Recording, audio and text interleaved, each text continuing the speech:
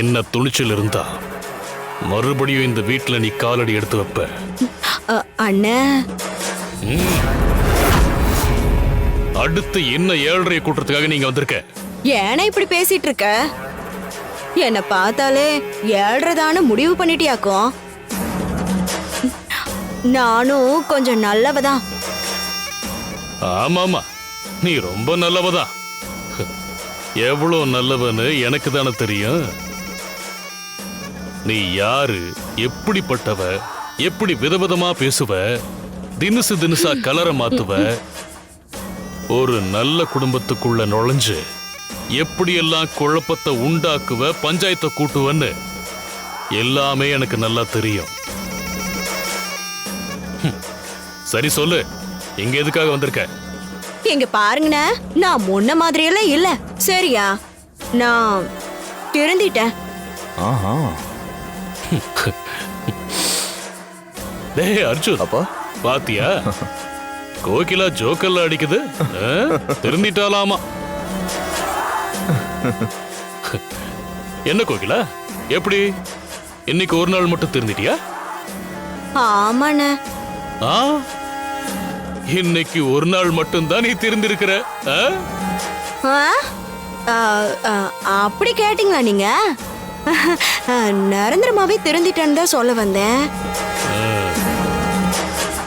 அண்டங்காக்கா எல்லாம் வெள்ளையா மாறிடுச்சுன்னு சொன்னா கூட நான் நம்பிடுவேன். ஆனா நீ திருந்திட்டேன்னு சொல்ற பாத்தியா, எப்படி நம்புறது? இங்கிருந்து உன்னை அடிச்சு துரத்துனதுக்கு அப்புறமும் நீ திருந்தல. சரி, புகுந்த வீட்லயாவது ஒழுங்கா இருப்பேன்னு பார்த்தா அங்கேயும் வேலையை காட்டிட்ட. இது வரைக்கும் நீ போன இடம் எது விளங்கி இருக்கு சொல்லு பாக்கலாம். நான் என்னை பத்தி என்ன சொன்னாலும் நான் இப்படிதானு உன்ற மனசுல ஆழமா பதிஞ்சு போச்சு. நான் என்ன செய்ய? அந்த எண்ணத்தை மாத்த இனி என்னால என்ன பண்ண முடியும்?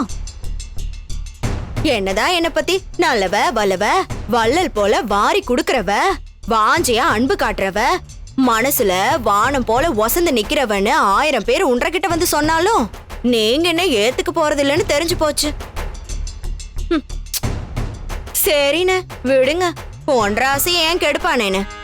போன்ற கணக்குப்படி நான் 7:30 இருந்துட்டு போறேன். இப்ப அதுக்கு என்ன பண்ணலாங்கிறீங்க? நான் காலடி எடுத்து வச்சதால என்னோட சேர்ந்து 7:30 வீட்டுக்குள்ள வந்துருச்சுன்னு பயப்படுறீங்களாக்கும், அப்படிதானே? நீங்க என்ன கழுத்தை பிடிச்சு வெளியே தள்ளுறதுக்கு முன்னாடி நான் இந்த வீட்டை விட்டு போயிடணும்னு சொல்றீங்க, அப்படிதானே? சொல்லுங்கண்ணே, நான் போயிடுறேன். என்னண்ணே அப்படி பாக்குறீங்க? சொல்லுங்க, இப்ப கிளம்பிடுறேன். ஏதோ நான் சொல்லிட்டேங்கிறதுக்காக அவசரப்பட்டு வெளியில போயிடாதேன்னு சொல்ல வந்தேன்.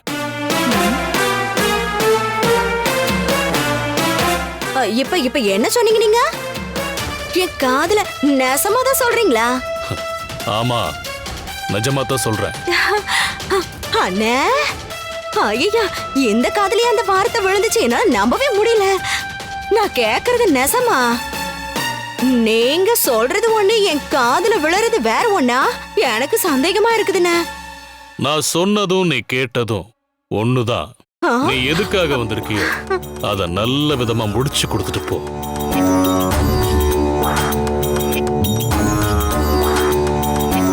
என்னண்ண, இந்த வீட்ல பெரிய தலையா நீங்க இருக்கிறப்ப சில குட்டி தலைங்களும் இந்த வீட்ல சுத்திட்டு தெரியுதே. ஆளுக்கு ஒரு அதிகாரம் பண்ணிக்கிட்டு, ஆளுக்கு ஒரு உபத்திரம் பண்ணிக்கிட்டு. நான் எதுக்கு வந்திருக்கிறேன்னு, நீங்க என்ன நினைச்சுக்கிட்டு இருக்கீங்கன்னு கொஞ்சம் தெளிவா சொல்லிட்டீங்கன்னா நல்லா இருக்கும். பெரிய தலையோட உத்தரவை தட்டாம அதை அப்படியே செஞ்சு கொடுத்துட்டு அதுக்கேத்த சன்மானத்தையும் வாங்கிட்டு, அதுவும் என் உடம்பிறப்பு கையாலேயே வாங்கிட்டு நான் கிளம்பிடுவேன்.